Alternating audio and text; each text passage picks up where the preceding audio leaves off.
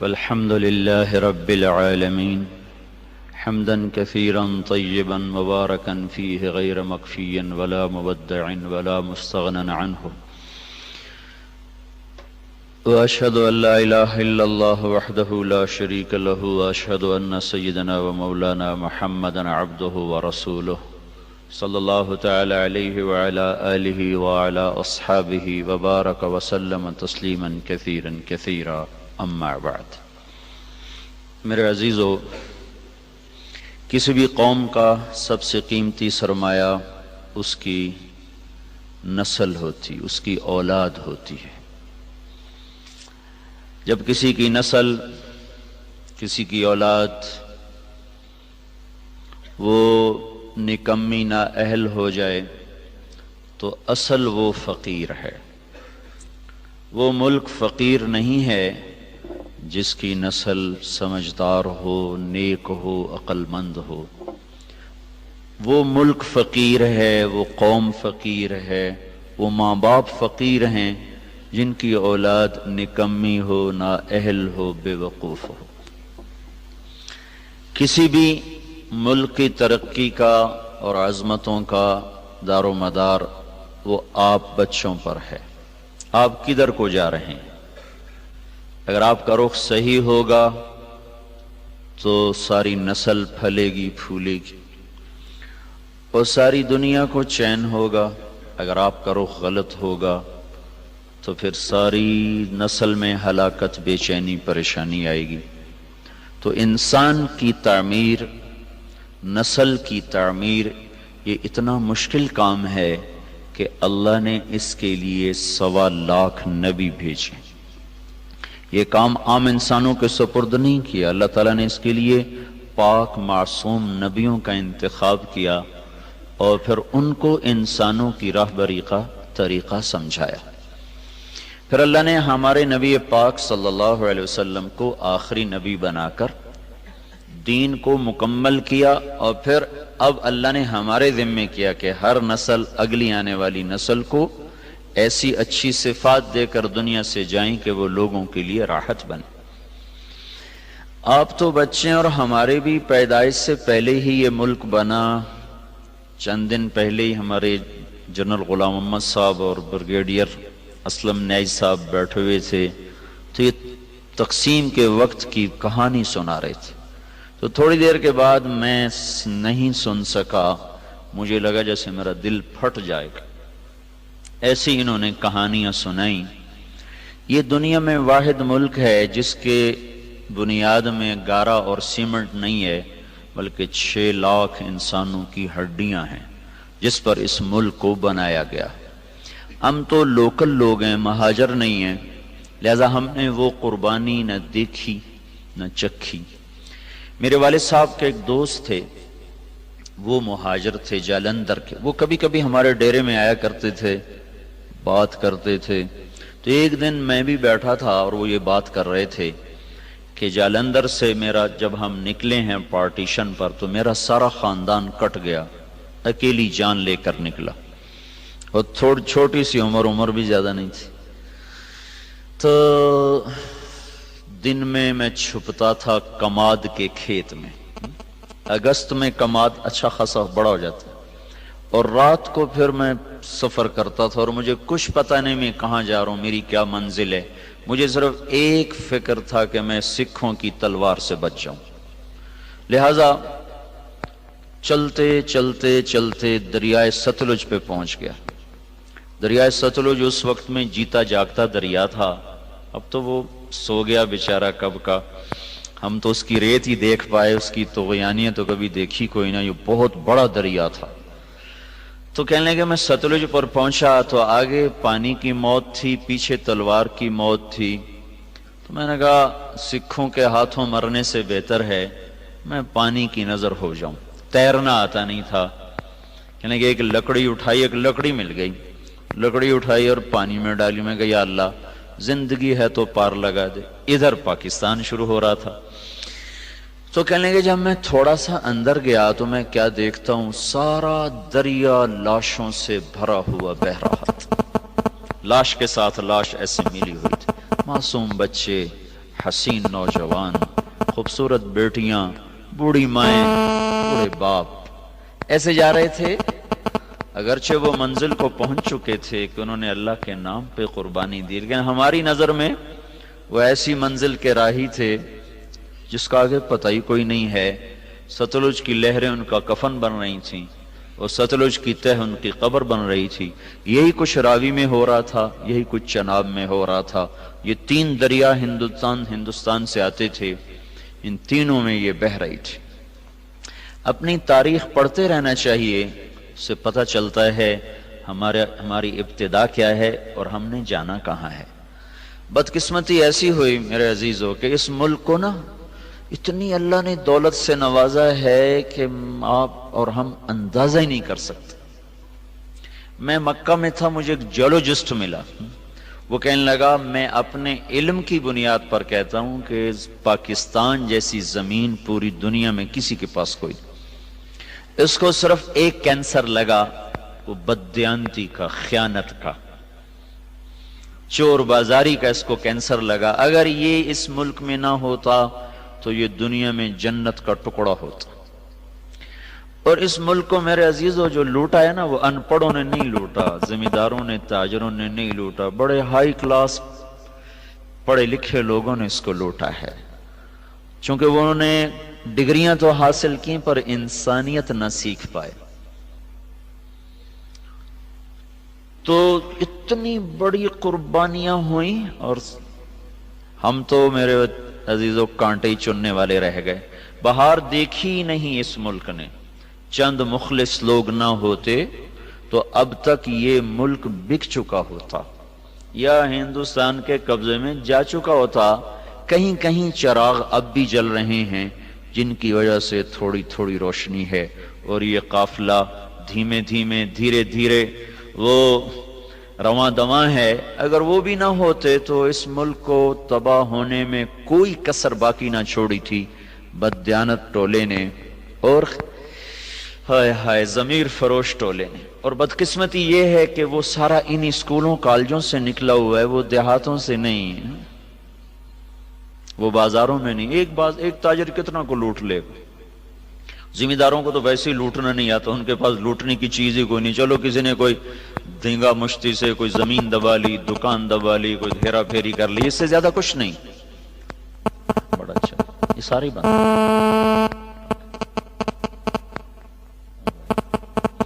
تو آپ ہمارا قیمتی سرمایہ ہو، آپ کا بننا سارے ملک کا بننا ہے، آپ کا بگڑ جانا سارے ملک کا بگڑ جانا ہے۔ تم ایک فرد نہیں ہو، ایک گھر کے نہیں ہو، پوری قوم کے ہو، پوری نسل کے ہو۔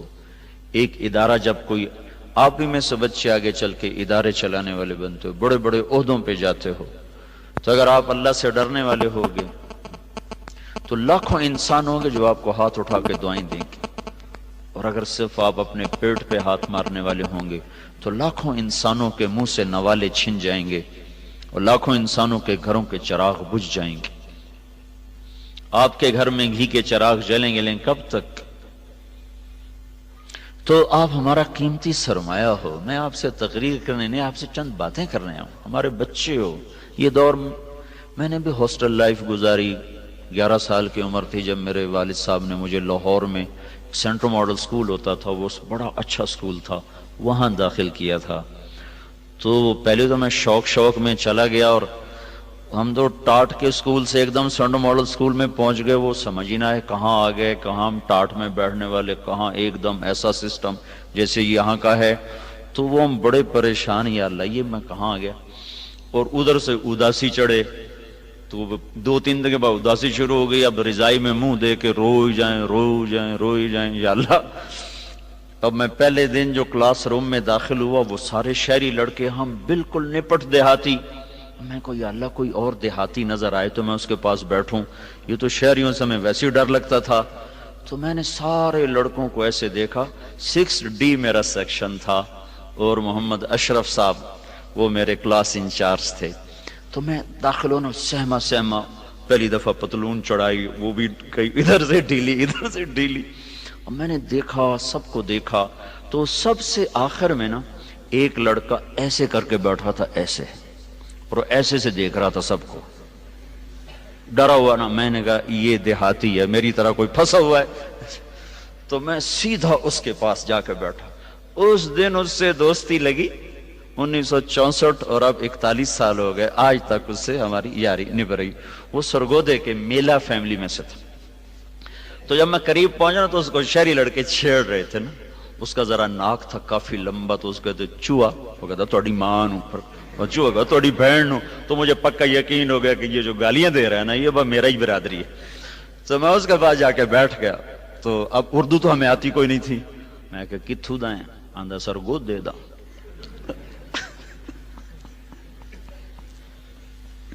میں کہ لے آج تیری میری دوستی، میں بھی پھنس یا تو بھی پھنسے، آج تو بعد آپ اکٹھے۔ تو بس ایک ہی ڈیسک پہ ہم جو چلے، پھر ایک آدھ ہمارا سیکشن آگے جا کے بدلا، لیکن آج تک ہماری دوستی پکی ہے۔ تو آپ کو دیکھ کر مجھے اپنا وہ بچپن اور وہ ہاسٹل، وہ سکول، وہ سارا کچھ ایسے جیسے ماضی کے پٹ سارے کھل گئے ہوں، اور گردش ایام نے پیچھے مجھے دھکا دے کر اپنے ہاسٹل میں پہنچا دیا ہو۔ آپ سب کو دیکھ کر وہ مجھے اپنا ماضی یاد آ رہا ہے۔ تو میں یہ آپ سے کہنے آیا تھا کہ اس زندگی گزارنے کے کچھ اصول ہیں۔ ایک نظریہ یونان کا تھا اس زندگی کے بارے میں کہ نہ اس کی کوئی ابتدا ہے نہ اس کی کوئی انتہا ہے، جو جیسے گزارے ٹھیک۔ یہ نظریہ 18ویں صدی میں آ کے دم توڑ گیا جب سائنس نے اس بات کو پروف کیا کہ نہیں، اس کی کوئی ابتدا بھی ہے اور کہیں اس کی انتہا بھی ہو جائے گی۔ یہ نیوٹن جب 1642 میں پیدا ہوا اور 1727 میں وہ مرا ہے، وہ سائنس کا نبی کہلاتا ہے، سائنس کا نبی، اس کو اللہ نے دیا۔ اور دیکھو بچوں، یہ علم جو ہے نا، یہ کسی کی وراثت نہیں، نہ مغرب کی نہ مشرق کی، جو محنت کرے گا اللہ اس کو دے دے گا۔ میں نے اس کے بارے میں پڑھا، وہ گھنٹوں ایسے لیٹا رہتا تھا، کئی گھنٹے ایسے لیٹا رہتا تھا، کئی گھنٹے۔ تو 5 منٹ نہیں ایسے لیٹ سکتے، کروڑ بدلتے ہیں۔ پھر ایک دم جو اس کے اندر خیالات جمع ہوتے، یہ کرسی پڑی ہوتی تھی، سامنے ٹیبل ہے، تو تیزی سے اٹھتا، کرسی پہ بیٹھنا بھی بھول جاتا، اور قلم اٹھا کے کھڑے ہو کر کئی گھنٹے لکھتا جاتا۔ تو اس کی محنت پر اللہ نے اس کو دنیا کا علم کا تھوڑا سا کھڑکیاں کھول دیں۔ تو یہ بات سامنے آئی کہ بھائی یہ شروع سے نہیں ہے، کہیں سے شروع ہوئی ہے۔ کہاں سے شروع ہوئی ہے، کس نے شروع کی ہے، یہ یہاں آ کے اٹک گئے، چونکہ ان کے سامنے نہ قرآن کا علم، نہ آخرت کا علم، نہ شریعت کا علم۔ تو کچھ ان کی جو ٹوٹی پھوٹی شریعت باقی ہے، اس میں اتنا وہاں بھائی اس کو خدا نے بنایا، اس کو اللہ نے بنایا۔ 1711 میں ایک سائنسدان پیدا ہوا جرمنی میں، ایڈورڈ ہیوم، وہ 1778 میں مرا ہے۔ تو نیوٹن نے یہ بتایا کہ یہ کائنات ایک سائنٹیفک طریقے سے چل رہی ہے، ایک آٹومیٹک سسٹم ہے جس کے تحت چل رہی۔ وہ خدا کا منکر نہیں تھا۔ ہیوم نے آ کر خدائی کا انکار کیا۔ انہوں نے کہا جب 2 اور 2 4 ہے تو کسی خدا کو ماننے کی کیا ضرورت ہے کہ اس نے 2 اور 2 کو 4 کیا؟ ہم دیکھ رہے ہیں سب کچھ آٹومیٹک ہو رہا ہے، کوئی خدا نہیں ہے۔ سب سے پہلے دہریت کا تصور اس شخص نے دیا کہ اللہ کوئی نہیں ہے، یہ سب خود بخود ہو رہا ہے، خود بخود ہو رہا ہے۔ پھر 1809 میں وہ ڈارون پیدا ہوا۔ اس کی تھیوری میں نے جا کے ساری دیکھی، اس کا میوزیم ہے پورا لندن میں، اس کا پورا میوزیم ہے، سارا میں نے جا کے دیکھا۔ اس نے ایک اور ہی شوشہ چھوڑ دیا، ان کا ایک سیل پانی کے کہیں کنارے کہیں سے آ گیا، کیسے آ گیا، وہ بڑھتے بڑھتے بڑھتے یہ سب کچھ بن گیا، یہ انسان بن گیا، یہ پہاڑ بن گئے، پتھر بن گئے۔ اس میں بھی کوئی نیکی بدی کا کوئی تصور نہیں ہے، آٹومیٹک پیدا ہوا، لہذا چلو بھی ٹھیک، خود بخود ہو گیا، جو مرضی کرو، جو مرضی کرو۔ ایک تصور اسلام نے دیا، اور بھی بہت سے نظریات ہیں، میں نے صرف مثال کے طور پر آپ کو بتا دیا۔ ایک تصور اسلام نے دیا، اور بڑے خوبصورت انداز میں اللہ نے پہلے ہم سے سوال کیا، بولو بھائی، ام خلقوا من غیر الشیء، تم خود بخود پیدا ہو گئے ہو؟ اپنے آپ بن گئے ہو، یہ ڈارون تھیوری، ایک سیل اپنے آپ بن گیا، اور یہ ان پڑھ سائنسدانوں کی تھیوری کہ یہ ایک دم وہ سیل مختلف شکلیں بدلتا ہو، اپنے آپ ہی ایسے سب کچھ ہوتا چلا گیا۔ تو اللہ اس کو سوالیہ انداز میں 1400 سال پہلے کہہ رہا ہے کہ 1400 برس کے بعد ایسے پاگل لوگ آئیں گے، تو اللہ کہتا ہے ام خلقوا من غیر شیء، بولو بھائی تم خود بخود بنے ہو؟ تو اس کا جواب تو آج کی سائنس نے دے دیا کہ نہیں، خود بخود تو نہیں بنی۔ پھر اللہ دوسرا سوال کرتا ہے ام ہم الخالقون، کیا تم اپنے خالق خود ہو؟ اب تو نے اپنے آپ کو خود بنایا ہے؟ اس کا جواب بھی نفی میں ہے، ہم نے اپنے آپ کو خود کہاں بنایا، ہمیں تو 4 سال کی عمر میں پتہ چلا کہ ہمارا کوئی وجود ہے۔ تو اللہ تیسرا سوال کرتا ہے ام خلق السماوات والارض، یہ زمین آسمان تم نے بنایا ہے؟ دیکھتے نہیں کیسے ترتیب سے ہے، ایک تھیوری ہے نا کہ آپ پہ ہی بن گیا، خود بخود بن گیا۔ اس نظریے کو بھی سائنس نے آ کر 1948 میں غلط ثابت کیا۔ 1929 میں کیلیفورنیا میں ایک سائنسدان تھا، وہ دیکھ رہا تھا تو اس نے پہلی دفعہ دیکھا کہ ایک بڑے منظم ردم کے ساتھ یہ ساری کائنات ایسے پھیل رہی ہے اور ان میں بڑا ایک ربط ہے، بہت طاقتور ربط ہے، وہ فاصلوں کا تناسب ہے۔ پھر اس پر انہوں نے مزید تحقیق کرتے 1948 میں وہ اس نتیجے پر پہنچے کہ یہ کائنات زیرو سے بنی ہے، ایک دھماکے سے بنی ہے، دھماکے سے۔ میں ساہیوال میں تھا، ایک بچہ آیا میرے پاس ایف ایس سی کا، اس کے کان پر کا ہیڈ فون سا تھا، کہا جی یہ انٹرنیٹ سے جڑا ہوا ہے، اس وقت 700 لڑکے آپ کی بات سنیں گے جو آپ مجھ سے کریں گے۔ ایک یہودی ہم سے تل ابیب سے سوال کر رہا ہے کہ بگ بینگ کے بارے میں تمہارے قرآن میں کوئی بات ہے کہ یہ کائنات ایک دھماکے سے وجود میں آئی؟ کیا تمہارے دین میں کوئی اس کے بارے میں دلیل روشنی ہے؟ تو اگر ہے تو مجھے بتاؤ، تو پھر میں مسلمان ہو جاؤں۔ میں نے کہا پہلی بات یہ بچے کہ ہمارا قرآن سائنس کی تصدیق کرنے نہیں آیا اور سائنس کو جھٹلانے نہیں آیا، ہمارا قرآن ہدایت کے لیے آیا ہے، زندگی گزارنے کا طریقہ بتاتا ہے۔ کہیں کہیں وہ دنیا کی چیزوں کو ٹچ کرتا ہے، جہاں وہ ٹچ کرتا ہے وہ ایسا صحیح ٹچ کرتا ہے کہ پھر اسے کوئی چیلنج نہیں کر سکتا۔ تو اشارہ ہم کیس کر سکتے ہیں کہ اس سے اشارہ ہوتا ہے کہ اللہ تعالیٰ کہتے ہیں حی افلا یؤمنون، یہ جو میرے منکر ہیں ان کو پتہ نہیں کہ زمین آسمان ایک ملا ہوا مادہ تھا، ایک ملا ہوا رتق ہوتا ہے، چیز اس طرح آپس میں مل جائے کہ پھر اسے جدا نہ کیا جا سکے، جیسے گوشت الگ ہے، سبزی الگ ہے، نمک الگ ہے، مرچ الگ ہے، جب ہم اس کو سالن بناتے ہیں تو ہر چیز مکس ہو کر اب نمک مرچ ہلدی اس میں سے نہیں نکل سکتی، اس کو عربی میں کہتے ہیں رتق۔ کانتا رتقن، یہ سب کچھ ملا ہوا تھا، اور فتق اس کو الگ الگ کر دیں، ففتقناہما، پھر ہم نے اس کو پھاڑا اور اس کو دھماکے کے ساتھ ہم نے اس کو پھیلانا شروع کیا۔ اثر کے بعد وہ آیا، کہنے لگا جی وہ یہودی مسلمان ہو گیا، اس وقت سن کے چلا گیا، پھر اثر کے بعد اس نے آ کر مجھے بتایا کہ وہ مسلمان ہو گیا۔ تو ہمارے پاس یہ نظریہ نہیں ہے کہ آپ ہی بن گئے، ہمارے پاس یہ نظریہ کہ اس کو اللہ نے بنایا ہے اور ایک نظام کے ساتھ۔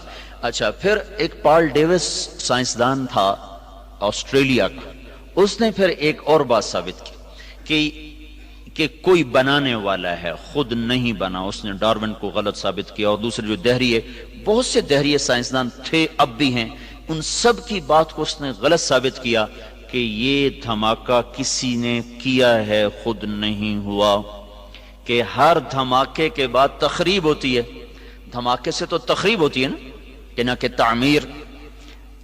اگر میں جا کے ابھی اپنے مسجد میں کہوں کہ ہم وہ بیٹھے تھے لارنس کالج کی مسجد میں، وہاں ہوا دھماکہ، ہر لڑکا اڑتا ہوا اپنے بیڈ پہ جا کے بیٹھ گیا اور پرنسپل جا کر اڑتے ہوئے اپنے آفس کی سیٹ میں فٹ ہو گئے۔ کوئی مانے گا اس کو؟ مول صاحب پاگل ہو گئے ہیں، کسی بات کبھی دھماکہ بھی ایسے منظم طریقے سے ہوا؟ دھماکے سے تو توڑ پھوڑ ہوتی ہے، نہ کہ اس سے کوئی شکل وجود میں آتی ہے یا کوئی تعمیر وجود میں آتی ہے۔ یہ کائنات میں واحد دھماکہ ہے جس نے اتنے خوبصورت انداز میں کائنات کو وجود دیا کہ کوئی یہ ماننے پہ تیار نہیں ہے کہ یہ دھماکہ اتنا عقل مند تھا۔ دھماکہ تو پاگل پن ہوتا ہے نا، ٹھا ہوئی اور یہ ادھر گیا وہ ادھر گیا۔ تو اس نے نا پھر ایک سیکنڈ کو نا 1000 حصوں میں تو تقسیم کیا جا سکتا ہے، 1000 سے آگے پھر وہ تقسیم نہیں ہوتا۔ تو اس نے یہ بات پروو کی کہ اگر ہم فرضی طور پر 1 سیکنڈ کے 10 لاکھ کھرب حصے کر دیں، 10 لاکھ کھرب حصے، جب دھماکہ ہوا تھا تو 2 طاقتیں پیدا ہوئی تھی، ایک گریوٹی اور ایک رفتار۔ ایک رفتار پیدا ہو کہ دھماکے سے چیز پھیلتی ہے نا، ایک دم ابھرتی ہے، تو جب وہ تھا تو اس میں 2 طاقتیں پیدا ہوئیں، ایک کشش گریوٹی، ایک رفتار سپیڈ۔ اگر اس وقت سپیڈ زیادہ ہو جاتی تو یہ کائنات بکھر جاتی، اور اگر اس وقت کشش اور گریوٹی زیادہ ہو جاتی تو یہ کائنات پھر سمٹ کے پھر زیرو ہو جاتی۔ اس میں اگر 1 سیکنڈ کے 10 لاکھ کھرب حصے کیے جائیں اور 1/10 لاکھ کھرب سیکنڈ کے برابر اگر رفتار بڑھ جاتی تو کائنات بکھر جاتی، اور اگر گریوٹی بڑھ جاتی تو کائنات زیرو ہو جاتی۔ تو یہ کوئی کیسے تسلیم کرے کہ یہ آٹومیٹک ہو گیا، یہ خود بخود ہو گیا؟ کوئی تو ہے، کوئی تو ہے، اور وہ کون ہے؟ یہاں آ کے وہ اٹک جاتے ہیں۔ تو ہمارے یہ اس بچے سے بھی پوچھو تو کہے گا اللہ نے زمین بنائی، اللہ نے آسمان بنایا۔ تو اس کو اللہ نے یوں جواب دیا، ان ربکم اللہ الذی خلق السماوات والارض فی 6 ایام، تیرا اللہ ہے جس نے زمین آسمان 6 دن میں بنائے، ثم استوى علی العرش، پھر عرش پہ تخت بچھایا، یغشی اللیل النہار، پھر دن اور رات کا نظام چلایا، یطلبہ حثیثا، دن آگے چلتا ہے رات پیچھے چلتی ہے، اور پھر الشمس والقمر والنجوم مسخرات بامرہ، پھر اس نے سورج چاند ستاروں کو اپنے تابع کر دیا۔ تو ہمارے لیے ایک جواب آسان ہو گیا کہ سب کا بنانے والا اللہ ہے۔ پہاڑ کیسے بن گئے؟ کہ والجبال ارساہا، اللہ نے گاڑ دیے۔ پانی کیسے بن گیا؟ کہ اللہ تعالیٰ نے بنایا، فسالت اودیۃ بقدرہا۔ زمین کیسے بن گئی؟ والارض فرشناہا فنعم الماہدون، اللہ نے بنا دی۔ میٹھا پانی کہاں سے آیا؟ وہ بھی اللہ نے بنایا، ھذا عذب فرات سائغ شرابہ۔ کڑوا کس نے بنایا؟ کہ وہ بھی اللہ نے بنایا، وھذا ملح اجاج، یہ کڑوا بدبودار۔ اللہ نے کڑوے پانی کو نا بطور نعمت کے ذکر کیا کہ سمندروں کا پانی ہم نے کڑوا بنایا، دریاؤں کا پانی ہم نے میٹھا بنایا۔ یہ ہمارے لیے کیا مزہ ہے، یہ ہمارے لیے کیا نعمت ہے۔ اگر سمندر کے پانی میٹھے ہوتے تو یہ بدبودار ہو جاتے، اور ایک پانی کا تالاب گندا ہو جائے نا تو سارا گاؤں مصیبت میں آ جاتا ہے۔ 7 سمندر کا پانی گندا ہو جاتا اور بدبودار ہو جاتا تو ہمیں تو مری میں بیٹھنا ہی مشکل ہو جاتا۔ یہاں لوگ مر رہے ہوتے تو اللہ نے اس میں تیزاب پیدا کر دیا جو اس کی گندگی کو جلاتا رہتا ہے، جلاتا رہتا ہے، جلاتا رہتا ہے۔ پھر اس میں اللہ طوفان اٹھاتا ہے، موجیں اٹھاتا ہے، لہریں اٹھاتا ہے۔ کوئی تھوڑی بہت چیز بنے بھی صحیح تو پانی کی آپس کی طوفانی ٹکراؤ سے اللہ اس کو بھسم کر دیتا ہے۔ اب یہ نمک آتا کہاں سے ہے؟ اس میں نمک ہر وقت کہاں سے آتا رہتا ہے؟ اگر تو اللہ ہمارے ذمہ لگاتا، ہاں بھائی پانی کو کڑوا رکھو ورنہ یہ تمہیں تباہ کر دے گا، اس کی بدبو تمہیں برباد کر دے گی، تو پھر انشاءاللہ لارنس کالج والے سارے کھیوڑا کی کان کے آگے کھڑے ہوتے، ٹرک بھر رہے ہوتے، ہاں جی، سب کی باریاں لگی ہوتی، ذمہ دار، تاجر۔ اللہ نے ہمیں اتنا نمک دیا، پوری دنیا میں اتنا نمک کسی کے پاس کوئی۔ تو اللہ نے کیا کیا؟ زمین کو تھوڑا سا جنوب کی طرف جھکا دیا اور ادھر سمندر کر دیے، اور پہاڑوں کو شمال کی طرف کر دیا، اوپر برف جما دی۔ پھر زمین کے جھکاؤ سے فائدہ اٹھاتے ہوئے اللہ پاک نے پانی کو جنوب کی طرف بہانا شروع کیا، پہاڑوں پہ برف پگھلی، وہ ندی نالوں میں بدلی، چشمے شامل ہوئے، جھرنے شامل ہوئے، آبشاریں شامل ہوئیں، وہ پانی ایک طاقت کے ساتھ پتھروں سے ٹکراتا ہوا اور بل کھاتا ہوا ایک حسن بھی اللہ نے بنا دیا، خوبصورتی بھی بنا دی۔ لوگ ناران کی جھیل دیکھنے جا رہے ہیں، حالانکہ اتنا سفر، مصیبت خانے، پتھر، پہاڑ ٹکریں، پھر بھی جا رہے ہیں۔ وہاں سے یہ پانی جب میدان میں آتا ہے تو زمین میں نمک ہے، تو یہ پانی کیا کرتا ہے؟ زمین کی رگوں سے نمک کو کھینچتا ہے، اور پورے ٹرالے بن کر ٹنوں ٹن دنیا کے سارے دریا نمک سمندر میں پھینک رہے ہیں۔ روزانہ کروڑوں اربوں ٹن اللہ ہی جانے پانی سمندر میں نمک کو پھینکتا رہتا ہے۔ سمندر کڑوے رہتے ہیں اور ہم مزے میں رہتے ہیں۔ اگر یہ میٹھے ہو جاتے ہم برباد ہو جاتے۔ سارے شہر کا پانی کڑوا ہو، جہاں سے نہر گزر رہی ہے وہاں نل کا کھودو، پانی میٹھا ہوگا۔ فیصل آباد میں میری رہائش ہے، میرا علاقہ خانوال ہے، رہائش میری فیصل آباد میں۔ تو وہاں سارے شہر کا پانی گندا ہے، اس میں سے ایک نہر گزر رہی ہے، اس نہر کے دونوں طرف جتنے نلکے ہیں سب کا پانی میٹھا، چونکہ پانی بہتا رہتا ہے اور اس کے اندر کے نمک کو کھینچ کے آگے چلتا رہتا ہے چلتا رہتا ہے چلتا رہتا ہے۔ تو یہ ہمیں اللہ تعالیٰ نے جواب دیا، ام خلقوا من غیر شیء، کیوں بھائی آپ ہی بن گئے خود بخود؟ اگر خود بخود بنے تو جاؤ جو کرنا ہے مرضی کرو۔ نہیں اللہ خود بخود تو نہیں بنے، ہیچ چیزیں خود بخود چیزیں نشد، ہیچ آہن خنجر تیغے نشد، ہیچ حلوائی نشد استاذ کار، تا غلام شکر ریزے نشد، مولوی ہرگز نشد مولا روم، تا غلام شمس تبریز نشد۔ کوئی چیز خود بخود تو ہے نہیں۔ تو پھر اللہ تعالیٰ ہم سے کہتا ہے پتہ تو کرو تمہیں کس نے بنایا ہے، یہ بہت بڑا زندگی کا سوال ہے، تمہیں کس نے بنایا، تمہیں کون موت دیتا ہے، تم کیوں پیدا ہوتے ہو، تم کہاں جا رہے ہو؟ یہ علم میرے بچوں کالجوں سکولوں میں نہیں پڑھایا جا رہا۔ یہ علم اللہ نے بطور مسلمان کے ہم پر فرض قرار دیا، اور پھر اللہ تعالیٰ نے قرآن کے ذریعے سے حدیث پاک کے ذریعے سے اسے محفوظ کر دیا۔ تو زندگی کا سفر شروع کرنے سے پہلے یہ طے کرو کہ تم نے زندگی گزارنے کیسی ہے۔ تم اچھے ڈاکٹر بنو، اچھے انجینئر بنو، اچھے سائنسدان بنو، یہ ہماری ضرورت ہے، لیکن تم اچھے انسان بنو، اچھے مسلمان بنو، یہ تمہاری زندگی کا مقصد ہے۔ تمہارے اس اچھا بننے پر ہماری زندگی کا دار و مدار۔ ایک ڈاکٹر آئے ہیں میو ہاسپٹل کے، وہ ایم ایس ہیں، پہلے بھی ایم ایس آئے، سارے ہسپتال میں دوائیاں فری تقسیم ہونے لگ گئیں، ہر مریض کا علاج فری ہو رہا ہے۔ ساری دنیا میں ایسا نہیں ہو رہا، ساری دنیا میں ایسا نہیں ہو رہا۔ اور میو ہاسپٹل کے 18 آپریشن تھیٹر ہیں، سب میں دوا مفت جاری، ایک سستی سے سستی دوا سے لے کر 1 لاکھ کی دوا مفت ایک مریض پہ لگ رہی ہے کہ ایک ڈاکٹر صحیح انسان آ گیا۔ اور اس نے جتنا پیسہ، میں نے اس سے پوچھا، میرا دوست ہے، میں نے کہا اتنے پیسے کہاں سے خرچ کر رہے ہو؟ کہا جو حکومت فنڈ دیتی اسی سے خرچ کر رہا ہوں۔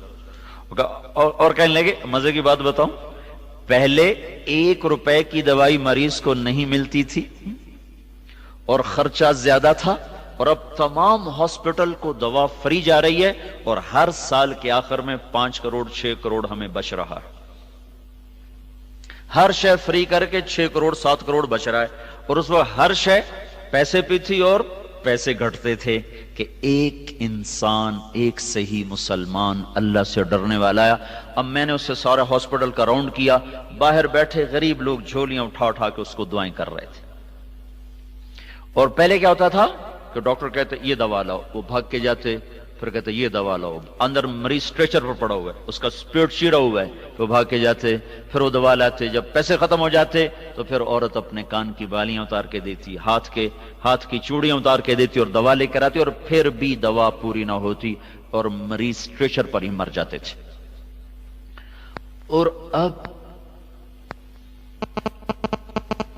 5000 کا ٹیکہ دل کے اٹیک کا ہوتا ہے، ایمرجنسی میں کوئی ہارٹ اٹیک کا پیشنٹ آ جائے، مالدار آ جائے، غریب آئے، اس کو وہ ٹیکہ مفت لگایا جاتا ہے انہی پیسوں میں کہ ایک اللہ سے ڈرنے والا ڈاکٹر آ گیا۔ تو ہم یہ چاہتے ہیں کہ آپ اپنے جو آپ کی لائن آپ اللہ تعالیٰ آپ کے نصیب میں کرے، ڈاکٹر، انجینئر، سائنسدان اور اچھا افسر، جو بھی آپ بنے، لیکن پہلے آپ اچھے مسلمان بنے تاکہ آپ کسی کا درد محسوس کر سکیں۔ ایک بہت بڑا ڈاکٹر تھا، پہلا نیورو سرجن پاکستان کا، پہلا نیورو سرجن کراچی کا تھا۔ اس کے پاس ایک شخص آیا، کہا جی ایک مریض ایکسیڈنٹل میں نے اٹھا کے اس کو ایمرجنسی میں لایا ہوں، آپ برائے مہربانی اس کو دیکھ لیں۔ تو اس ڈاکٹر نے کہا پہلے میری فیس رکھو پھر میں دیکھنے جاؤں گا۔ اس نے کہا میں تو راہگیر ہوں، مسافر ہوں، میرے جیب میں پیسے نہیں ہیں، تو آپ تسلی رکھیں میں آپ کو پیسے دے دوں گا، نوجوان ہے بالکل، آپ برائے مہربانی دیکھ لیں۔ اس کے سر میں چوٹ آئی، کہیں پہلے میری فیس رکھو میں پھر جاؤں گا۔ یہ تکرار ہو رہا ہے، وہ نہیں مان رہا، تو آخر اس نے کہا اچھا یہ میری چابی گاڑی کی آپ کی ہو گئی، میں آپ کی فیس آپ کو ادا کر کے اپنی گاڑی کی چابی لے جاؤں گا، گاڑی آپ کے گھر چھوڑ جاؤں گا۔ ٹھیک، گاڑی میں بٹھا کے جب پہنچے تو آگے ڈاکٹر صاحب کا اپنا بیٹا اور مر چکا تھا، اور ایک ہی بیٹا تھا، ایک ہی بیٹا، اور وہ مر چکا تھا۔ ڈاکٹر صاحب پاگل ہو گئے، جس کے لیے کمایا تھا وہی ہاتھوں میں چلا گیا. تو وہ ڈاکٹر زیادہ تھے، انسان کم تھے، تو اپنے ہی بیٹے کو مار دیا. اور ایک انسان آیا، مسلمان آیا، تو اس نے سارے ہاسپٹل میں دوائیں فری کر دی اور الٹا پیسہ بچا کے دیا گورنمنٹ کو. تو اس وقت میرے عزیزو جو باہر ہو رہا ہے نا، سوائے اس کے کہ پیسہ اکٹھا کرو، اس کے سوا اور کچھ نہیں ہو رہا. تو دیکھو، تم اللہ سے ڈرنے والے بنو، اللہ کے خوف سے اپنے شعبوں میں چلو، تو اللہ تمہیں عزت دے گا. تمہارے مقدر کا رزق کہیں نہیں جاتا. تو اللہ تعالی ہم سے پوچھتا ہے، خود بخود پیدا ہوئے؟ نہیں. اپنے خالق خود ہو؟ نہیں. زمین آسمان تم نے بنایا؟ نہیں. تو پھر پتہ تو کرو ہے کون؟ تو اللہ نے جواب دیا، وہ اللہ ہے. اب دوسرا سوال پیدا ہوتا ہے، مجھے کیوں پیدا کیا، میں کیوں آیا ہوں؟ تو اس کا بھی اللہ نے جواب دیا، وما خلقت الجن والانس الا لیعبدون. تم اس لیے آئے ہو کہ میرے بندے بن جاؤ. تیسرا سوال ہے کہ اللہ، یہ موت کیوں آ جاتی ہے؟ موت کیا چیز ہے؟ اس کے 200 جواب لکھے پڑے ہیں سائنس کی کتابوں میں. 200 جواب. موت کیا ہے؟ حین موتها والتی لم تمت فی منامها. اللہ ہے جو جسم میں سے روح کو نکال لیتا ہے اور انسان مر جاتا ہے. ایسا طاقتور جواب کہ کوئی اس کو چیلنج نہیں کر سکتا. موت کیوں آتی ہے؟ اللہ روح نکالتا ہے. موت کے بعد کیا ہوگا؟ اس کا جواب بھی دنیا میں کسی کے پاس کوئی نہیں. ساری دنیا کے عقل والے کہتے ہیں ہیہات ہیہات لما توعدون. قرآن اس کو خود بتا رہا ہے، ہیہات ہیہات لما توعدون. موت کے بعد کچھ نہیں ہے، بھائی یہی موج میلہ کر لو، ناچ لو، گا لو، یہی ہے جو کچھ ہے، آگے کچھ نہیں. ان ہی الا حیاتنا الدنیا، یہی دنیا کی زندگی ہے. وما نحن بمبعوثین، موت کے بعد کوئی زندگی نہیں. لیکن ہمارے اللہ نے جواب دیا کہ نہیں، فإنما هي زجرة واحدة فإذا هم بالساہرة. ایک آواز سے تمہیں ماروں گا اور اسی آواز سے تمہیں اٹھاؤں گا اور تم میرے سامنے کھڑے ہوگے، اور پھر فریق فی الجنت و فریق فی السعیر. ایک کو جنت کا فیصلہ کروں گا، ایک کے لیے آگ کا فیصلہ کروں گا. تو یہ بھی اللہ نے ہمیں دیا. اب میرے بچوں، ہمارے سامنے صرف یہ نہیں کہ ہم نے کمانا ہے یا ہم نے ڈاکٹر بننا ہے، بیوروکریٹ بننا ہے، 22ویں گریڈ تک پہنچنا ہے. آئے ہائے، ایک ہمارے تھے والد صاحب کے دوست زمیندار، ان کا بیٹے نے نا ٹاپ کیا. اس میں ٹاپ کیا بلکہ سارے ریکارڈ توڑے. وہ CSS کے ایگزامینیشن میں نا ٹاپ کیا اور سارے ریکارڈ پچھلے توڑے. تو ان کے والد سے ملاقات ہوئی نا، تو کہنے لگے انشاءاللہ میرے بیٹے نے سیکٹری بننا ہی بننا ہے. اتنے خوش. وہ افسر تو بڑا بن گیا. کچھ عرصہ پہلے فرمانے لگے، جس بیٹے کی خاطر سب کچھ قربان کیا، اسی بیٹے نے مجھے ذبح کر دیا. وہ CSS میں تو ٹاپ کر گیا، لیکن وہ انسان نہ بنا. تو باپ پر اور ماں پر وہ چڑھائیاں کی کہ ماں باپ 8 آنسو روئے کہ بیٹا اس سے تو اچھا تھا تو ان پڑھ رہتا، ہماری خدمت تو کرتا، تجھے پڑھا کے ہم نے کیا پایا. تو میرے عزیزو، ہمیں ایک راستے پر چلنا ہے، اس سے دائیں بائیں ہم نہیں ہو سکتے، جس کو اللہ نے اسلام کا نام دیا ہے، جس کے چلنے سے آگے جا کر اللہ تعالی ہمیں آخرت میں جنت دے گا، دنیا میں خوبصورت اور بہترین زندگی دے گا. اس کے کچھ آداب ہیں جس کو ہم سیکھیں گے تو ہم اچھے انسان بھی بنیں گے، اچھے افسر بھی بنیں گے. سلطان محمود غزنوی، دنیا میں 4 بڑے بادشاہ گزرے ہیں، 4 بڑے بادشاہ. ٹاپ لسٹ پر ہے چنگیز خان، اس کے بعد ہے محمود غزنوی، اس کے بعد ہے سکندر یونانی، اور اس کے بعد ہے تیمور لنگ. اس میں 2 مسلمان ہیں، 2 کافر ہیں. سکندر یونانی تو عیسیٰ علیہ السلام سے بھی پہلے تھا. تو 355 قبل مسیح اس کا انتقال ہوا، اور صرف 33 برس کی عمر میں وہ 13 جون 353 قبل مسیح بابل میں وہ ملیریا بخار میں مر گیا. ساری دنیا میں ظلم کر کے کھوپڑیاں کھڑی کر دیں، اور اللہ نے جو پکڑا 33 سال کی عمر کہنے لگا ہے کوئی مجھ سے میری ساری سلطنت لے لے اور مجھے یونان پہنچنے کی مہلت دے دے، لیکن وہ راستے میں مر گیا۔ اس کا بیٹا ملتان میں قتل ہو گیا تھا، ملتان کی لڑائی میں اس نے ملتان فتح، اس کا ایک ہی بیٹا تھا، وہ یہاں قتل ہوا، اس کی سلطنت 3 سرداروں میں تقسیم ہو کر زیر و زبر ہو گئی۔ چنگیز خان نے حکومت کی بنیاد رکھی، بڑی طاقتور، لیکن 40 سال کے بعد اس کی ساری نسل مسلمان ہو گئی۔ محمود غزنوی نے 34 برس حکومت کی اور دنیا میں نمبر 2 وہ بادشاہ ہے فاتح کے لحاظ سے، 34 برس حکومت کی، سلطان کا لقب پایا، نہ وہ کسی مسجد کا امام تھا، نہ کسی وہ خانقاہ میں پیر تھا، نہ کسی گدی نشین تھا، نہ وہ کسی کونے میں بیٹھ کے اللہ اللہ کرنے والا تھا۔ 34 سال دنیا پر حکومت کی۔ 1974 میں غزنی میں زلزلہ آیا، اس کی قبر پھٹ گئی، اس کی قبر کو ریپر کرنے کے لیے اس کو صاف کیا تو کیا دیکھا؟ تابوت صحیح سلامت پڑا ہوا ہے۔ تابوت کو کھولا تو کیا دیکھا؟ سلطان محمود ایسے قبر میں پڑا ہے جیسے آج کسی نے قبر میں رکھا ہو۔ قبر صرف شہید کو چھوڑتی ہے، بس شہید یا نبی، اس کے بعد جس کو اللہ چاہے، ورنہ نیک سے نیک کی ہڈیاں گل جاتی ہیں۔ سلطان محمود شہید بھی نہیں ہوا، نبی بھی کوئی نہیں ہے، 34 سال کا حکمران ہے، کیا عمل کر کے گیا کہ 1000 برس کے باوجود قبر کی مٹی اس کو ہاتھ نہیں لگا سکی۔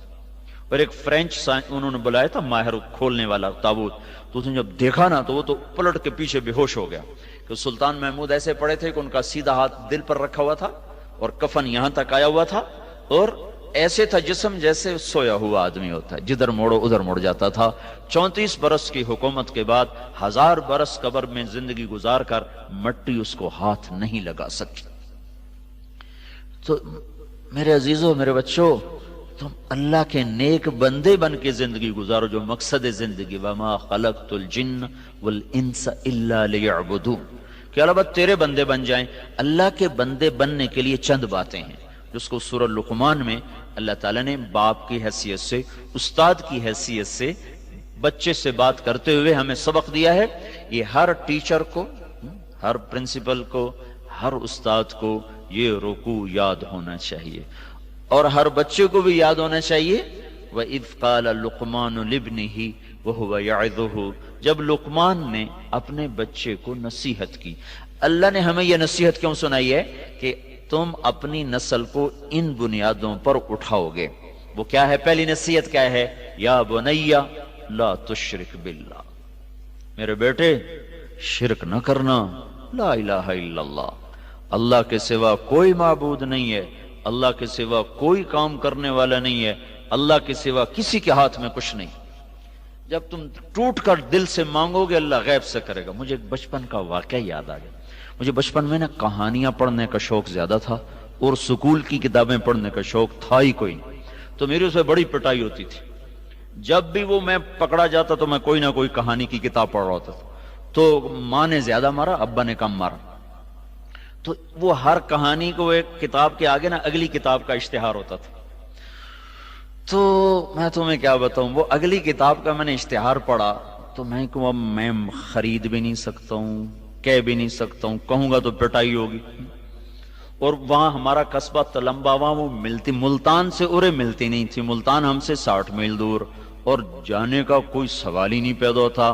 تو میں روزانہ جب سکول جاتا نا تو میں کہتا یا اللہ کسی جن کو بھیج جو بک سٹال سے کتاب اٹھائے میری ٹیبل پہ رکھ دے۔ یہ میں جاتے جاتے دعا کرتا، تو جب سکول سے چھٹتے ہوئی تو میں کہتا یا اللہ کسی جن کو بھیج دے جو بک سٹال سے کتاب اٹھائے اور میری ٹیبل پہ رکھ دے، نہ میری ماں کو پتہ چلے نہ میرے باپ کو پتہ چلے۔ آپ یقین مانو میں نے 1 مہینہ یہ دعا مانگی، روز، چھوٹا سا بچہ میں، 6-7 سال میری عمر، 8 سال، میں دعا مانگتا جاتا، دعا مانگتا تھا۔ اللہ کی قسم ایک دن میں آیا تو میرے ٹیبل پر وہ کتاب پڑی ہوئی تھی۔ میرے ماں باپ تو لے کے دے نہیں سکتے، وہ تو الٹا مجھ سے میری پٹائی کرتے تھے۔ ایک دفعہ میں نے چوری چھپے کتابیں خریدی، مجھے بڑی پٹائی ہوئی تھی میری، وہ کتابیں بھی چھن گئی اور پٹائی بھی نقد ہوئی۔ تو میں ماں باپ سے تو کہہ نہیں سکتا تھا۔ تو 1 مہینے کے بعد میں کیا دیکھتا ہوں کہ میرے ٹیبل کے اوپر وہ کتاب پڑی ہو، میری ماں قریب سے گزری، میرا تو دل نیچے چلا گیا، میں نے کہا ادھر اس کی نظر پڑ گئی تو پھر پٹائی ہوگی۔ جو میں تھوڑا سا آگے میں نے جھپٹا مار کے کتاب اٹھو بھاگ گیا باہر، پھر اس کو چھپایا، پھر قسطوں میں اس کو پڑھا یہ لا الہ الا اللہ، جب تم اللہ پر اعتماد کر کے ہاتھ اٹھاؤ گے تو اللہ کبھی تمہارے ہاتھ خالی نہ بھیجو۔ اللہ میرے ساتھ ہے، اللہ میرے ساتھ ہے، یہ پہلا سبق ہے لا الہ الا اللہ، جو اللہ نے اپنے فضل سے دے دیا کہ ہم چھوٹے چھوٹے تھے، ہماری ماں نے ہمیں لا الہ الا اللہ سکھانا شروع کیا، اللہ سکھانا شروع کیا۔ تو کسی بھی مسلمان بچے بچی بڑے چھوٹے کے لیے زندگی کا سب سے پہلا سبق ہے کہ اس کا تعلق اللہ سے ہو، تو اللہ کی عظمت ہیبت سے اس کا دل بھر جائے۔ دوسرا سو اللہ کے بعد کس کا حق بنتا ہے؟ تو اللہ نے کہا وَوَصَّيْنَا الْإِنسَانَ بِوَالِدَيْهِ، کہ ہم نے تمہیں نا تمہارے ماں باپ کے بارے میں خاص طور پر نصیحت کی ہے، ذکر کیا ماں باپ کا، اور آگے تفصیل میں گئے، ماں کو صرف ذکر کیا، حملتہ امہ وہنا علی وہن، تیری ماں نے تجھے اٹھایا بڑے دردوں کے ساتھ، یہ وہن علی وہن، دردوں کے ساتھ، لیکن عربی زبان بڑی خوبصورت ہے، یہ ترجمے سے اس کی اصل تعبیر سامنے نہیں آتی، اس کا اللہ تعالیٰ کیوں کہہ رہا ہے یہ ہے نا میری ہتھیلی، اس پر آپ چیزیں رکھ دو، تو جب یہ جگہ پر ہو جائے گی نا تو اس کے بعد رکھنے کی جگہ کوئی نہیں اس کے اوپر، تو اب اس کے اوپر چیزیں رکھی جائیں گی، اوپر رکھی جائیں گی اسے۔ تو اللہ تعالیٰ یہ کہہ رہا ہے اپنے ماں باپ کی خاص طور پر خدمت کرو، اور خاص طور پر ماں کی، کیوں کہ تیری ماں نے تجھے اٹھایا دردوں پر درد رکھتے ہوئے، اس کا سارا بدن جب دردوں سے بھر گیا، اور ابھی درد آ رہے ہیں، وہ تو ختم نہیں ہوئے، 9 مہینے کے درد چل رہے ہیں، تو جب اس کے بدن کا رواں رواں، رونگٹا رونگٹا، بال بال دردوں سے بھر گیا، تو پھر اوپر درد کی تہ لگتی گئی، اور 2.5 سال تیرے دودھ چھڑانے تک اس نے یہ درد سہے۔ لہذا دیکھو خبردار اپنی ماں باپ کے آگے چوں بھی نہ کرنا، لا تقل لہما اف، ان کے آگے اف بھی نہ کرنا۔ اتنے خوبصورت انداز میں اللہ نے ماں باپ کا حق سمجھایا ہے، انشکر لی ولوالدیک، میرے آپ بچے ہو، میں تمہیں عربی سمجھا نہیں سکتا ہوں، انشکر لی ولوالدیک، اللہ اس میں کتنی طاقت سے کہہ رہا ہے، ایک ہی بریکٹ میں اللہ اپنے آپ کو اور ماں باپ کو لا رہا ہے کہ میرا اور اپنے ماں باپ کا شکر گزار بن۔ اب میری اور آپ کی، میری بھی بدقسمتی رہی کہ میں 11 سال کی عمر میں ماں باپ سے جدا ہو گیا، اور آپ کی بھی یہ ایک بدقسمتی بھی ہے کہ آپ ماں باپ کی سے دور ہو، ان کی خدمت سے دور ہو، چھٹیوں میں یہ ساری کسر پوری کیا کرو۔ ایک آدمی آیا، کہا یا رسول اللہ میں نے اپنی ماں کو کندھے پہ بٹھا کے حج کرایا ہے، کبھی اللہ آپ کو حج پہ لے جائے گا تو آپ دیکھنا کتنا مشکل سفر ہے، اب تو سڑکیں ہیں پھر بھی مشکل ہے، کوئی 16 میل بنتا ہے مکہ سے جو مینا کا وہ جو عرفات ہے، وہ قسطوں میں چونک کے جاتے ہیں، 15-16 میل کا سفر ہے، اور وہ پہاڑ تھے کہ میں نے اپنی ماں کو کندھے پہ اٹھایا، حج کرایا، طواف کرایا، اب میں نے اپنی ماں کا حق ادا کر دیا۔ تو ہمارے نبی نے فرمایا تو نے ابھی ماں کا جو دودھ پیا تھا نا 2 سال، اس میں سے ابھی 1 گھونٹ کا حق بھی ادا نہیں کیا، 1 گھونٹ۔ اور اس سے بھی بڑی بات بتاؤں، عبید اللہ بن عمیر کے پاس ایک شخص آیا، کہا جی میں نے اپنی ماں کو خراسان سے اٹھایا، خراسان ہی افغانستان میں ہے، اور یہاں سے میں اس کو لے کے چلا ہوں، میں نے اس کو حج کروایا، اور کندھے پہ ہی لے کے چلا ہوں سارے سفر میں، تو کیا اب میں نے اپنی ماں کا حق ادا کر دیا؟ تو انہوں نے ارشاد فرمایا ابھی 1 گھونٹ دودھ کا حق ادا نہیں ہوا۔ اور عبداللہ بن عمر طواف کر رہے تھے، ایک بدو طواف کر کے نا اپنی ماں کو کندھے پہ بٹھا کے طواف کر رہا تھا، تو جب طواف ختم ہونے لگا تو اس نے ماں کو ایسے، کیا اماں تیرا حق ادا ہو گیا، تیرا حق ادا ہو گیا؟ تو عبداللہ بن عمر نے فرمایا تیری ماں نے تجھے تھک تھک کر جو ہزاروں نہیں کروڑوں لمبے لمبے سانس لیے تھے نا، ابھی اس میں سے 1 سانس کا بھی حق ادا نہیں ہوا۔ جو ماں باپ کا حق نہیں پہچانتا وہ کبھی دنیا میں کامیاب نہیں ہو سکتا۔ اور میرے بچوں، ماں باپ کے بعد دوسرا باپ استاد ہوتا ہے، باپ کے بعد دوسرا جو باپ ہے وہ استاد ہوتا ہے۔ جو استاد کے آگے سر جھکائے گا اللہ اس کو اس کی علم میں نفع عطا کرے گا۔ تو اللہ تعالیٰ نے دوسری چیز جو بطور انسان مسلمان اور اچھا کامیاب انسان ہونے کے ہمیں دی ہے، وہ ماں باپ کی خدمت اور ماں باپ کی اطاعت دی ہے۔ موسیٰ علیہ السلام نے ایک دفعہ اللہ تعالیٰ سے کہا یا اللہ میرا جنت کا ساتھی کون ہے؟ تو اللہ تعالیٰ نے کہا وہ فلانا قصائی نا گوشت بیچنے والا۔ تو موسیٰ علیہ السلام بڑے حیران ہوئے، قصائی میرا ساتھی کیسے بنا دیا؟ وہ اللہ تعالیٰ کہتے ہیں بھئی فلاں مجاہد، فلاں غازی اور فلاں عالم، فلاں پیر، فلاں بزرگ تیرا جنت کا کہنے کسائی، کسائی تو ویسے ہی آپ کو پتا چھری ہر وقت ان کے ہاتھ میں ہوتی، ان کا ویسے ہی دل سخت ہو جاتا۔ تو موسیٰ علیہ السلام دیکھنے چلے گئے، میں دیکھوں تو وہ کون سا کسائی ہے جو جنت میں میرا ساتھی بن گیا ہے۔ تو دیکھا ایک کسائی ایسے بیٹھا چوکڑی مار کے اپنا گوشت کاٹ رہا ہے، بیچ رہا ہے، دیکھتے رہے۔ جب وہ اس کا گوشت ختم ہو گیا نا تو اس نے ٹکڑا اٹھایا ایک گوشت کا اور تھیلے میں ڈال کے چل دیا۔ تو موسیٰ علیہ السلام کہنے لگے میں تیرے ساتھ آ سکتا ہوں؟ اس کو نہیں پتا یہ موسیٰ ہیں، کہنے لگا آ جاؤ۔ وہ گھر گیا، اس نے جا کے وہ گوشت کی بوٹیاں بنائیں، پھر ہانڈی پہ چڑھایا اور ادھر آٹا گوندنا شروع کیا۔ پھر آٹا گوندنے کے بعد رکھ دیا، وہ تھوڑا سا نرم ہونے میں اس کے لیے چھوڑ دیا، پھر ہانڈی پہ آ گیا، اس کو پکایا، اتنے میں آٹا نرم ہو گیا تو اس نے اس کی روٹیاں پکائیں، پھر اس کو پلیٹ میں سجایا، تھالی میں سجایا، اور ٹرے اٹھا کر ایک بوڑھی عورت ایسے لیٹی پڑی تو اس نے اٹھا کے کندھا دیا اور نوالے بنا کے اس کو کھلاتا رہا۔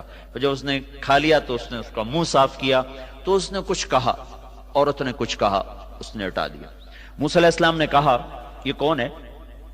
کہا جی میری ماں ہے، بہت ضعیف ہو گئی ہے، میں صبح جب جاتا ہوں ساری اس کی خدمت کر کے جاتا ہوں، پھر اپنے کام پہ جاتا ہوں، شام کو جب واپس آتا ہوں پہلے اس کو کھانا کھلاتا ہوں، اس کے بعد اب میں اپنے بچوں کو کھانا کھلاؤں گا، دیکھوں گا۔ تو موسیٰ علیہ السلام نے کہا یہ کیا کہہ رہی تھی جب تو منہ صاف کر رہا تھا، لٹا رہا تھا، یہ کچھ کہہ رہی تھی؟ وہ کہنے لگا جی یہ پاگل ماں ہے، جب بھی میں اس کی خدمت کرتا ہوں شروع ہو جاتی اللہ تعالیٰ تجھے جنت میں موسیٰ کا ساتھی بنائے۔ میں کہاں اور موسیٰ کہاں ہیں، میں کتھے تھے موسیٰ کتھے ہیں؟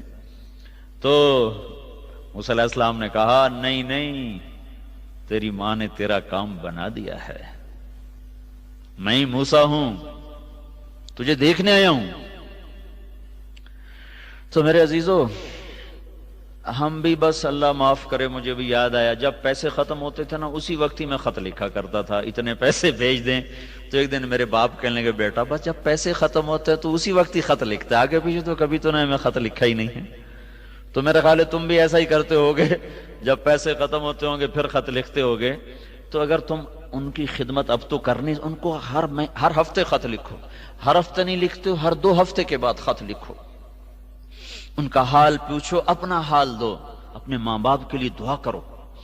مجھے ایک نوجوان ملا، بڑا ذمہ دار کا بیٹا، کہنے لگا مولانا میری آج تک کوئی دعا رد نہیں ہوئی، میں جو دعا مانگتا ہوں قبول ہو جاتی۔ میں نے کہا تمہارے پاس کیا نسخہ ہے بھائی، ہمیں بھی بتا دو۔ کہا جی میں ایک تو روزانہ اپنے ماں باپ کو رات کو جب وہ سوتے ہیں نا تو اپنے باپ کو بھی دباتا ہوں، اپنی ماں کو بھی دباتا ہوں، اور جب مجھے کوئی دعا مانگنی ہوتی ہے تو ان کو دبا کر پھر ان کے قدموں میں بیٹھ جاتا ہوں، پہلے اپنے باپ کے پاؤں اپنے منہ پہ ملتا ہوں اور اس کو چومتا ہوں، پھر ماں کے پاؤں اپنے منہ پہ ایسے ملتا ہوں، پھر چومتا ہوں، پھر ان کے قدموں کے نیچے بیٹھ کے دعا کرتا ہوں، میری آج تک کوئی دعا رد نہیں ہوئی۔ تو میرے عزیزو، ماں باپ کے فرما بردار بننا، ان کو دکھ نہ دینا، ہمیں پتہ نہیں تھا، جب پتہ چلا تو وہ مر گئے، چلے گئے، اب میں ان کو واپس نہیں لا سکتا ہوں۔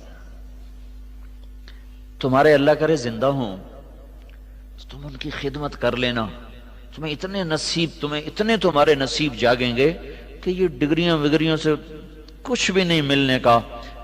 اگر تم نے ماں باپ کی دعا لے لی تو اس پر جو ملنے والا ہے وہ تمہاری اگلی نسلیں بھی اس سے فائدہ اٹھائیں۔ کبھی بد دعا نہ لینا، کبھی ان کی ہائے نہ لینا، ایسی کسی استاد کی بد دعا نہ لینا، کسی استاد کا دل نہ دکھانا، ورنہ تم جو پڑھ رہے ہو نا سارا بے برکت ہو جائے گا۔ استاد بھی باپ کا درجہ رکھتا ہے، چاہے وہ اچھا یا برا، یہ اس کا اپنا عمل ہے۔ تمہارا استاد ہے بس سر جھکا دو، تو اللہ تمہیں جو اس سے پڑھ رہے ہو نا اس کی حقائق تک اللہ تعالیٰ تمہیں پہنچائے گا۔ حضرت علی فرمایا کرتے تھے جو مجھے ایک حرف سکھا دے میں اس کا غلام ہوں، چاہے مجھے بازار میں بیچ دے۔ تیسری ہماری جو بنیاد ہے وہ ہے یا بنی انہا ان تق مثقال حبۃ من خردل فتکن فی صخرۃ او فی السماوات او فی الارض یأت بها اللہ ان اللہ لطیف خبیر۔ یہ احساس بیدار کرنا کہ بیٹا اللہ تجھے دیکھ رہا ہے، یہ ایک تیسری چیز ہے جو ایک مسلمان بچے کے لحاظ سے ہمیں اس کا سیکھنا فرض ہے کہ میرا اللہ مجھے دیکھ رہا ہے۔ لقمان علیہ السلام کہہ رہے میرا بیٹا دیکھو، تم ایک دانے کے برابر، دانے کے برابر گناہ کرو گے یا نیکی کرو گے، وہ کہیں چھپ کر کرو گے پہاڑ کے اندر یا زمین کے اندر یا ہواؤں میں گم ہو کر کرو گے نا، تو تیرا اللہ تیرے ساتھ ساتھ ہے، تجھے دیکھ رہا ہے، تو جہاں بھی کرے گا اللہ تیرے ساتھ ہے، تیری نیکی ہے تو وہ بھی تیرے سامنے کرے گا، تیری برائی ہے تو وہ بھی تیرے سامنے کرے گا۔ یہ تصور کہ میرا اللہ مجھے دیکھ رہا ہے، یہ آپ کو بڑے بڑے گناہوں سے بچا دے اور بڑے بڑے غلط کاموں سے آپ کا قلم رک جائے گا کہ نہیں نہیں نہیں نہیں، یہ نہیں ہو سکتا، میرا اللہ مجھے دیکھ رہا ہے، میرا اللہ میرے ساتھ ہے۔ یہ تصور بڑے بڑے گناہوں سے انسان کو روکتا ہے۔ حبیب بن عمیر ایک بڑے عرب شاہ سوار تھے، وہ روم کی قید میں آ گئے، بڑے خوبصورت، تو ان کو رومیوں نے کہا تو عیسائی ہو جا تو ہم تیری زندگی بھی بخش دیں گے، بڑی جاگیر دیں گے۔ وہ کہنے لگے یہ نہیں ہو سکتا، تو انہوں نے کیا کیا، ایک ان کو کمرے میں نا ایک گھر میں ان کو بند کر دیا اور ایک رومن خوبصورت لڑکی کو اس کے ساتھ چھوڑ دیا اور اس کا شراب بھی رکھ دی، کھانا بھی رکھ دیا، اور اس لڑکی سے کہا کہ اس کو برائی پہ تم نے آمادہ کرنا ہے، جس وقت اس نے منہ کالا کر لیا پھر یہ شراب بھی پیے گا اور پھر یہ ہمارا غلام بھی بنے گا۔ 3 دن 3 راتیں وہ لڑکی ان کو دعوت دیتی رہی اور ان کی نظر یہاں سے اوپر نہ اٹھی، یہاں سے اوپر نہ اٹھی۔ جب نظر خراب نہ ہو تو دنیا کی کوئی طاقت اس دل کو خراب نہیں کر سکتی، جب نظر خراب ہو جاتی ہے پھر دل خراب ہو جاتا ہے۔ تو 3 دن کے بعد کہنے لگی تو کیا بلا ہے، نہ کھاتا ہے نہ پیتا ہے نہ دیکھتا ہے، تمہیں کیا چیز روک رہی ہے؟ وہ کہنے لگے میرا اللہ مجھے دیکھ رہا ہے، مجھے یہی چیز روک رہی۔ تو اس نے کہا تو ایسا عظیم انسان ہے کہ میں تجھے خود رہا کراؤں گا، میں تمہیں خود رہا کراؤں گا۔ تو اس نے رات کو آ کر دروازہ کھولا اور اس کو پیسے بھی دیے، کھانا بھی دیا کہ یہ ستارہ ہے، اس کو سیدھے ہاتھ پہ رکھنا اور چلتے رہنا، عراق پہنچ جاؤ گے۔ یہ وہ تصور ہے میرا اللہ مجھے دیکھ رہا ہے جس نے ان کو اس برائی سے روکا بند کمرے میں۔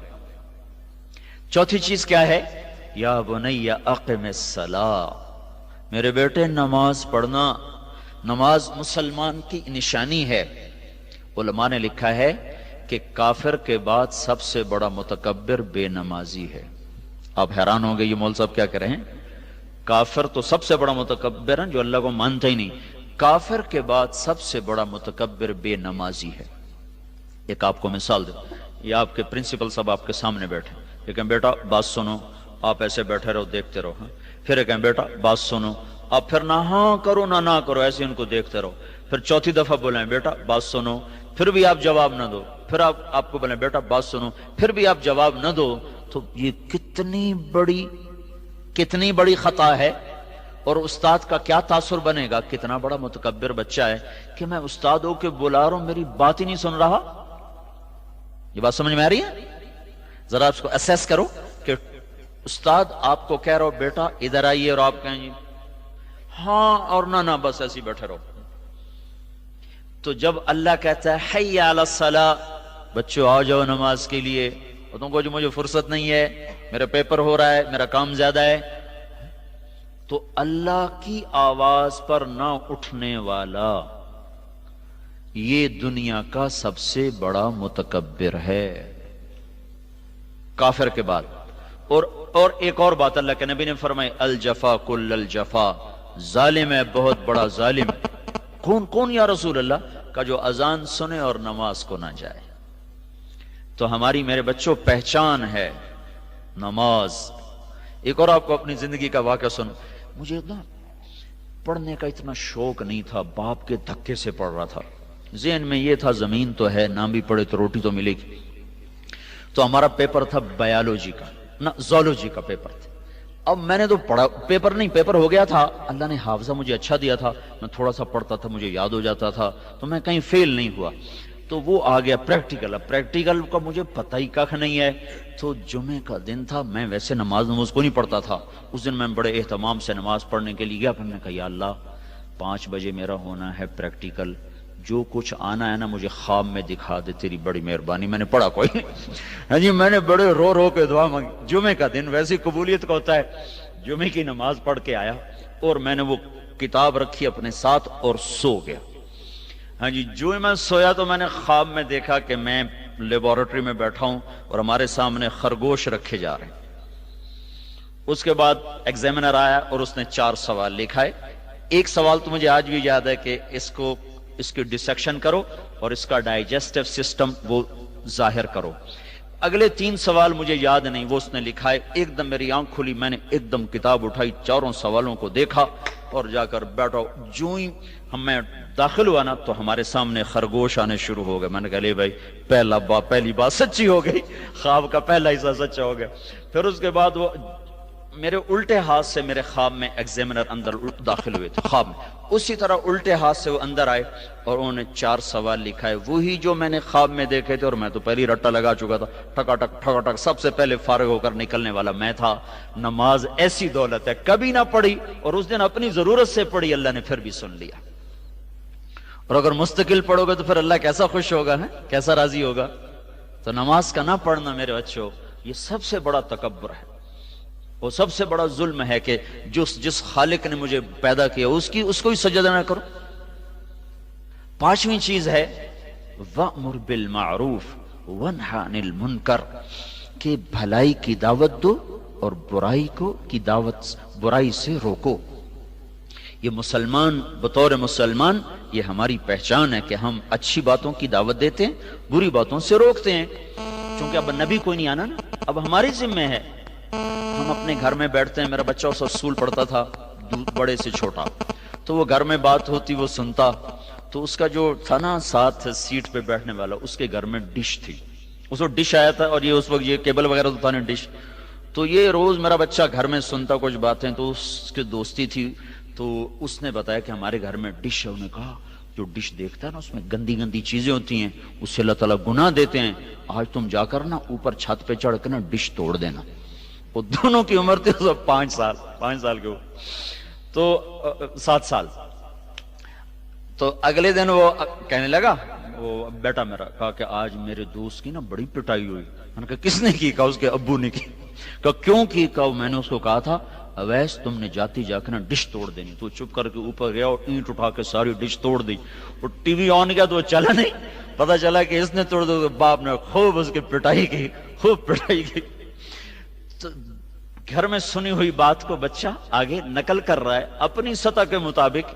تو میرے بچوں ایک ہمارا یہ کام ہے کہ ہم مسجد کی دعوت دیں، گانے کی دعوت نہ دیں، سچ کی دعوت دیں، جھوٹ کی دعوت نہ دیں، محبت کی دعوت دیں، نفرت کی دعوت نہ دیں. یہ اس امت کا سبق ہے، زندگی کا سبق ہے. وَأَمْرُ بِالْمَعْرُوفِ وَانْهَ عَنِ الْمُنْكَرِ. 6ٹھی چیز ہے وَاصْبِرْ عَلَى مَا أَصَابَكَ. بچوں یہ زندگی بڑی تلخ ہے، یہاں خوشیاں تلاش کرنا جو ہے نا بے وقوفی ہے.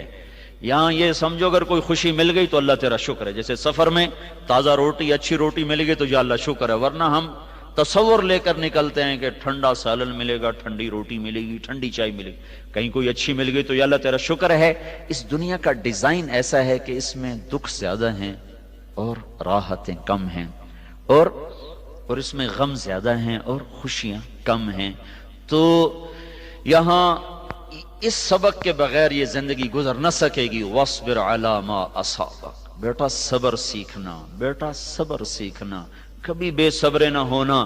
جب تم صبر سیکھ کے مرو گے نا تو اللہ قیامت کے دن اعلان کرے گا صبر والے آ جاؤ. تو چھوٹی سی جماعت کھڑی ہوگی، اللہ تعالیٰ کہے گا چلے جاؤ جنت میں، تمہارا کوئی حساب کتاب نہیں، یہ بغیر حساب کے جنت میں چلے جائیں گے. 7ویں چیز ہے زندگی میں جو سب سے اہم چیز ہے وہ ہے وَلَا تُصَاعِرْ خَدَّكَ لِلنَّاسِ وَلَا تَمْشِ فِي الْأَرْضِ مَرَحًا إِنَّ اللَّهَ لَا يُحِبُّ كُلَّ مُخْتَالٍ فَخُورٍ وَاقْصِدْ فِي مَشْيِكَ وَاغْضُضْ مِنْ صَوْتِكَ إِنَّ أَنْكَرَ الْأَصْوَاتِ لَصَوْتُ الْحَمِيرِ. اس چیپٹر کو، اس مضمون کو اللہ تعالیٰ نے سب سے زیادہ جگہ دی، سب سے آخر میں ذکر کیا ہے. اس سارے کا خلاصہ یہ ہے کہ بیٹا اپنے اخلاق اچھے رکھنا. اس ساری 6 سطروں کا خلاصہ یہ بیٹا اخلاق اچھے رکھنا. اور میرے بچوں اخلاق اتنا مشکل کام ہے کہ زندگی کا سب سے مشکل سبق ہے اچھے اخلاق بنانا. تو اللہ نے اس کو سب سے آخر میں ذکر کیا. ہمارے استاد صاحب فرمایا کرتے تھے ہاں بھائی بچوں پیپر دیکھو، جو سب سے آسان سوال ہو پہلے اس کو کرو، پھر جو اس کے بعد پھر اس کو کرو. مشکل سوال کو سب سے آخر میں کرنا، کہیں ایسا نہ ہو کہ اس میں اٹک جاؤ اور سارا وقت گزر جائے. تو اخلاق کا کویسچن بڑا مشکل ہے. تو اللہ تعالیٰ نے 7 چیزیں پیش کی، سب سے آخر میں اس کو رکھا کہ میرے بیٹے بدتمیز نہ ہونا، وَلَا تُصَاعِرْ خَدَّكَ لِلنَّاسِ، بدتمیز نہ ہونا، اخلاق اچھے رکھنا۔ امام حسن اور حسین نے دیکھا ایک بابا جی وضو غلط کر رہے ہیں۔ اب ہمارا طریقہ یہ تھا، بابا جی غلط کر رہے ہو، ایسا نہیں کیا کرتے، ایک دم ٹوک دینا ہے۔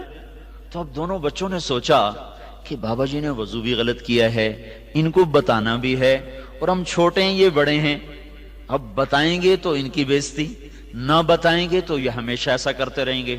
تو دونوں آ گئے کہ چاچا ہم دونوں بھائی آپس میں لڑ رہے ہیں، میں کہتا ہوں میرا وضو اچھا ہے، یہ کہتا ہے میرا وضو اچھا ہے، تو ہم دونوں آپ کے سامنے وضو کرتے ہیں، پھر آپ نے ہمیں بتانا ہے کہ ہم میں سے کس کا وضو اچھا ہے۔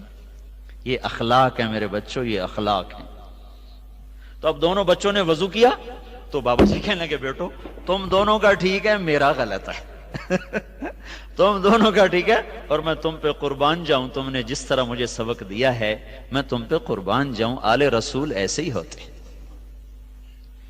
تو اپنے اخلاق اچھے رکھنا، کبھی کسی بڑے سے بدتمیز نہ ہونا، کبھی کسی نوکر سے بدتمیز نہ ہونا۔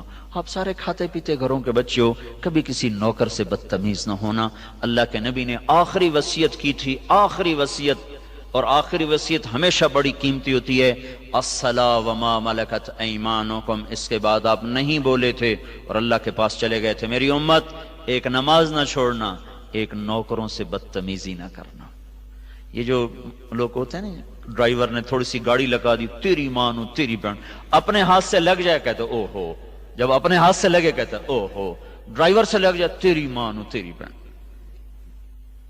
اپنے ہاتھ سے جتنی مرضی اٹھا ہو جائے او ہو یار گڈی لگ گئی، اور ڈرائیور سے لگ جائے تو نہ اس کی ماں چھوڑیں گے نہ بہن چھوڑیں گے۔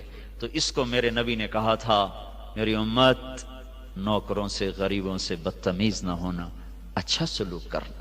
یہ چیپٹر بڑا مشکل ہے جی، میں نے نمازی بڑے دیکھے، روزے دار بڑے دیکھے، پر گالی نہ نکالنے والا دیکھا ہی کوئی، بڑے حاجی دیکھے، بڑے عمرے والے دیکھے، پر میں نے آج تک نہیں دیکھا جو گالیاں نہ دیتا۔ تو یہ اخلاق، یہ زبان کے ساتھ بڑا تعلق ہے اخلاق کا۔ تو میرے بچوں اس زبان کو احتیاط سے استعمال کرنا۔ لقمان علیہ السلام کا فرمان ہے کہ میں کبھی چپ رہنے پہ نہیں پچھتایا، جب بھی پچھتایا اپنے بول پر ہی پچھتایا۔ تو اس لیے نا اپنے غصے کو پینا، ابھی سے اس کی پریکٹس کرو۔ بعض طبیعت ہوتے جلدی سے غصہ آ جاتا ہے۔ میرا بڑے سے چھوٹا جو بیٹا ہے اس کی یہ نیچر ہے، وہ ایک دم غصے میں پھٹتا ہے۔ تو میں سب سے زیادہ اپنے گھر میں بچوں کو اس بات پہ زور، بچوں اپنے اخلاق ٹھیک کرو، تمہاری نماز کی سستی کوئی بات نہیں، کل کو ٹھیک ہو جائے گی، تم ہوش میں آؤ گے، 5 وقت کے نمازی بن جاؤ گے، لیکن تمہارے اخلاق آج ٹھیک ہونے چاہیے، آج ٹھیک نہ ہوئے تو پھر موت تک یہ ٹھیک نہ ہو سکے۔ تو اس پر میں بڑا ان کو زور لگاتا ہوں۔ تو وہ ماشاءاللہ بہت کم ہو چکا ہے، 70% اس میں وہ چیز ختم ہو چکی۔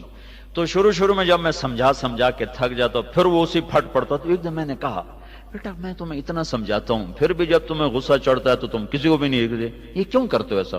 کہا بابا مجھے آپ کی باتیں تو یاد ہوتی ہیں لیکن اب غصہ چڑھتا ہے نا، تو جب میں چپ ہوتا ہوں تو پھر میرے یہاں سینے میں ایسے ایسے ہونے لگتا ہے، ایسے ایسے، پھر میں نہ بولوں تو پھر میرا گزارا نہیں ہوتا، وہ یوں ہونے لگتا ہے، یوں ایسے۔ تو یہ جو یوں ہوتا ہے نا، اس کو تم تھوڑا سا دبا لو گے نا پھر تم ایک عظیم انسان بن جاؤ گے۔ تو یہ چند صفات ہیں جو قرآن نے بتائی ہیں، جو بچوں کے اندر ہونی چاہیے، جو ٹیچر ماں باپ کے ذمہ ہیں بچوں میں پیدا کریں۔ اس کو میرے بچوں اللہ سے مانگ کر سیکھو اور کرو۔ آپ ایک گھر کے افراد ہو، ہم آج تک جو ہاسٹل میں زندگی گزری، اس وقت جو دوستیاں لگیں وہ آج تک سلامت ہیں، وہ آج تک زندہ ہیں۔ حالانکہ میں تو ایک دم بائی چانس ہی اللہ کے فضل سے، میں تو میڈیکل میں جوائن کر رہا تھا کہ مجھے 3 دن کے لیے میرا ایک دوست جماعت میں لے گیا، وہیں سے میرے 4 مہینے ہو گئے، پھر میرا سارا ٹریک بدل گیا، پھر میں رائمنڈ کے مدرسے میں داخل ہو گیا، پھر میں نے وہاں تعلیم حاصل کی۔ میرے دوست کوئی کسی طرف چلا گیا، کوئی کسی طرف، لیکن جن سے ہاسٹل میں اچھا وقت گزرا تھا وہ آج بھی یاد ہیں، آج بھی ان سے تعلق ہے، آج بھی ان کے لیے دعا کے لیے ہاتھ اٹھتا ہے۔ تو یہ دن بڑے اچھے ہوتے ہیں، پیار محبت